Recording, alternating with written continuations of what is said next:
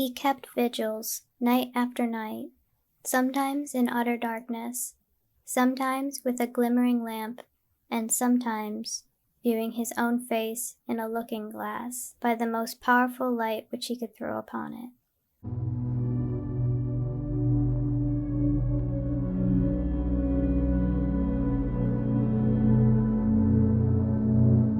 In these lengthened vigils his brain often reeled, and visions seemed to flit before him, sometimes seen doubtfully and by a faint light of their own in the remote dimness of the chamber, and sometimes more vividly and close behind him within the looking-glass. For the first time during this endeavor, though, he looked as if he might speak.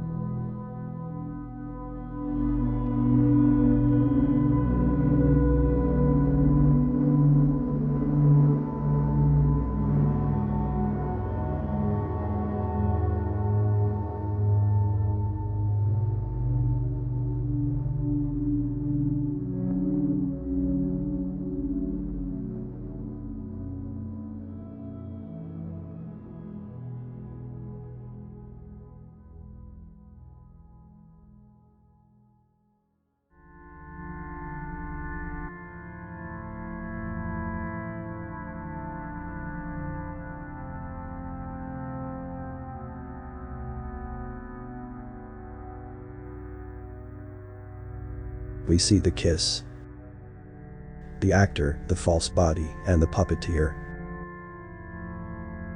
Zoomed in so far, we fail to see the grouping, the encircling of the rest of the false bodies. They're puppeteers hoisting the false heads into the air with wild swiveling movements, struggling for precise control, saddled with the apparatus of aluminum poles. The actor looks around the circle, noting the suitors. Which one to approach? Which one to touch? The puppeteers grin. Some make whooping noises. The actor blushes, then breaks into a sweat. All of the false bodies are identical, all of their movements bizarre and jerking.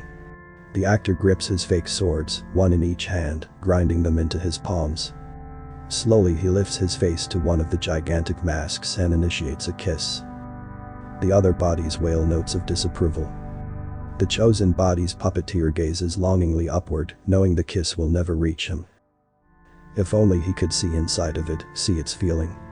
Even in his dreams all kisses feel strange and wooden. Two paper dolls pressed together, like kissing a reflection in the mirror. A great numbness surrounds this observation. His knees bend, accepting the immense weight of ennui. His fists curl within the massive gloves resembling their own clenched fists. And although he fails to recreate it for himself, the kiss never ends. We are stuck in the gaze just as he is stuck. Just as they all are.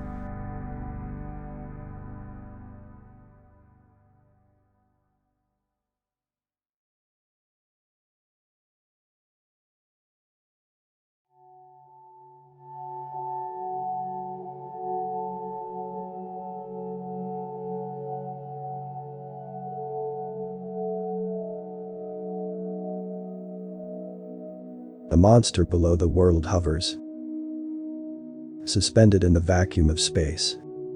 No air to stir him from his contemplations.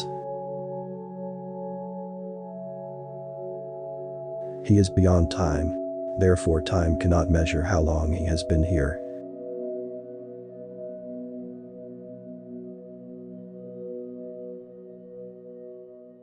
His existence sits like a small dark rock in a pool, heavy, perhaps metal, dropped into the water from another lifetime.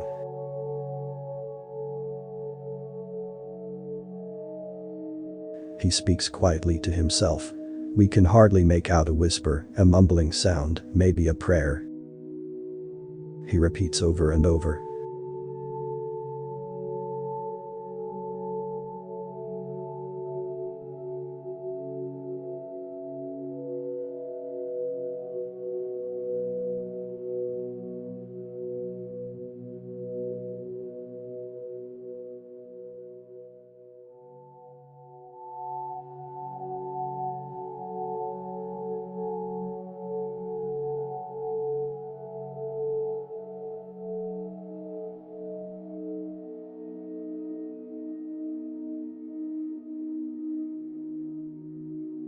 We approached a spot in the nest where the wires seemed to part. I pushed a few layers back, revealing a looser tangle. When 3 heavy cables swept over my forearm, you paused to lift them. We would have to make our way through the mass. You said something about our unfortunate end. I laughed and sank my arms deeper, grabbing at strands, rending them apart. I would find us a way out. Soon, a larger break in the wires revealed itself. I bowed my head and pushed my shoulders through. "Wait," you cried, as the rest of my body disappeared inside. I felt your hands on my ankles as you followed me in. The further we crawled, the hotter it became. The cords were slick, our hands and knees slipping on contact. "Is this the right way?" you asked, tugging on my sleeve. It was too dark to see you, but I felt your face close to mine. "This is the only way out," I said, turning away. I grabbed a mess of wire in each fist and strained to fit myself through a small opening.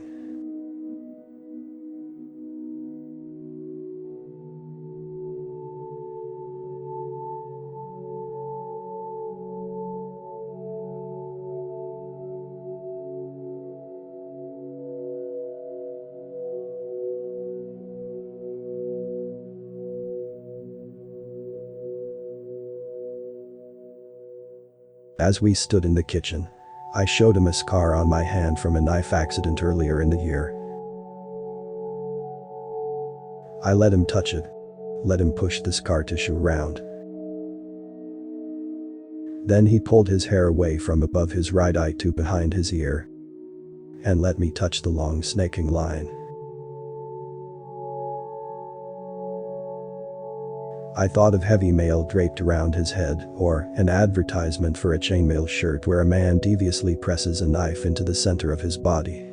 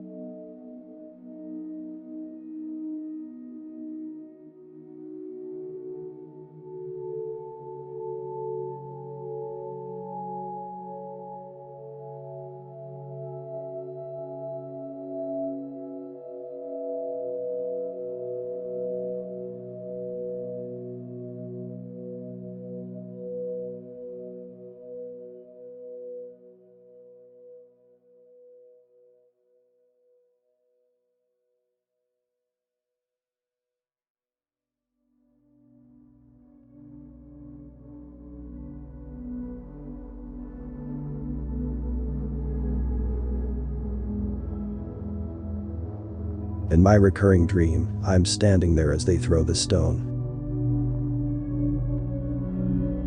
It shatters the glass, revealing the hidden fortress and the land beyond.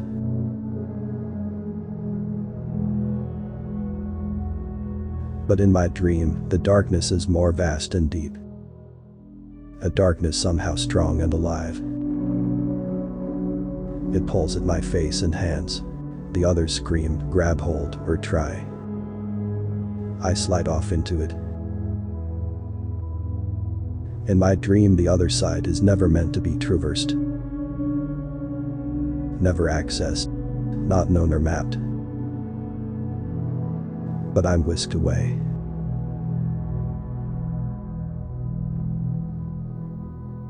The light dims and I hit the bottom of a lake.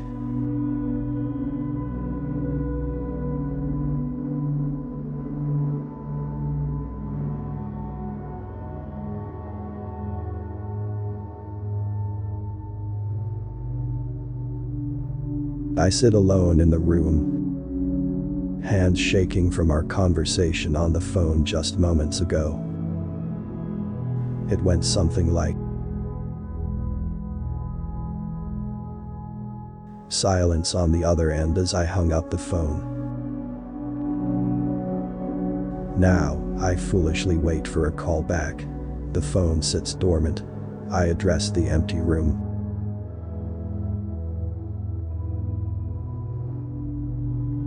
then more. Let's pretend it's all about me because I could bear it. I could snake myself into your skin and take it.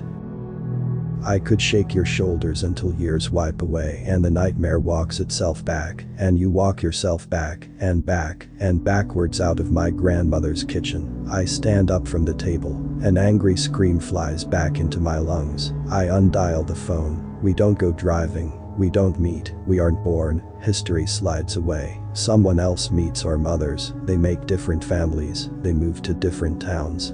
Years out, I am a completely different person, brave and unshakable. My hands aren't the worried kind that linger over a photograph retrieved from behind my dresser. And a stray word overheard on the street doesn't throw me into a yawning abyss.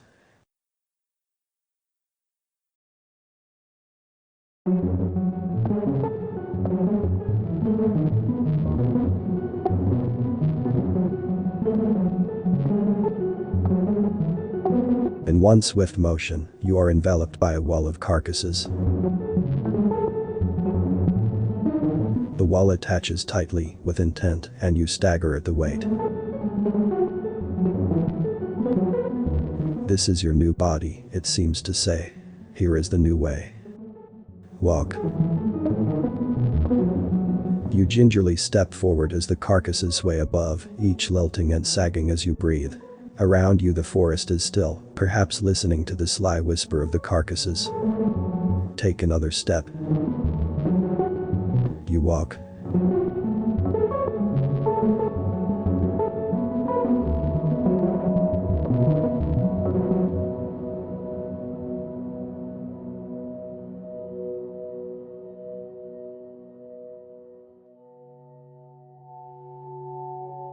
I watched you toil away, hefting one square after another, laying them, taping them down, over and over again.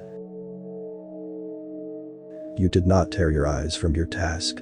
It was important. You were appointed, ordained.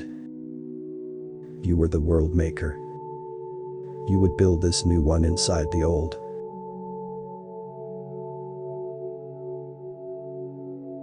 It didn't look like much at first, you said. It takes patience. It won't look like much for a while. Bending over to lay another colored tile, you paused and looked up again, as if to reassure me. You have to see it up here first. You pointed to your head and winked.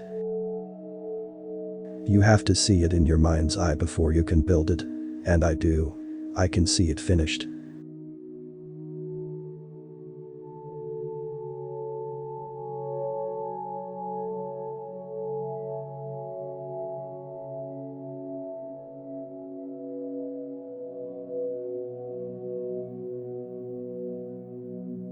In your absence, a void began.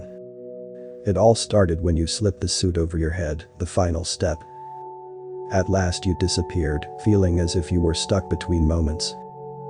As if a second hand was ticking over and back, across your body. The pressure in that space was heavy, it pushed the air from your chest, and for a short while you wondered if you had died. When the air didn't return, you realized you didn't need any. When the moment didn't move, you realized you were still in between it. When you tried running, you realized you were empty. A jolt of surprise carried you away from your spot. You were gone, and then everything simply was. Light traveled through air, a droplet of water became an ocean, an end became a beginning. And you were gone.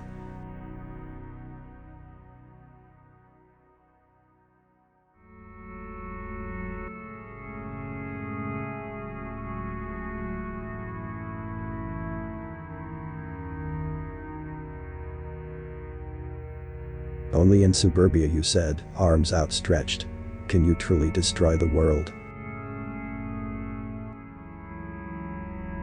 The fire raged, the ground beneath us began to tear apart. What if I'm not ready? I screamed over the cracking of concrete, the splicing of the artificial lawn. The manicured plants ignited all at once. Patio furniture warped into unrecognizable shapes in the heat as it fell into the growing fissure of earth.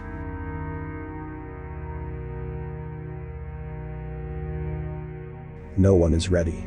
you yelled.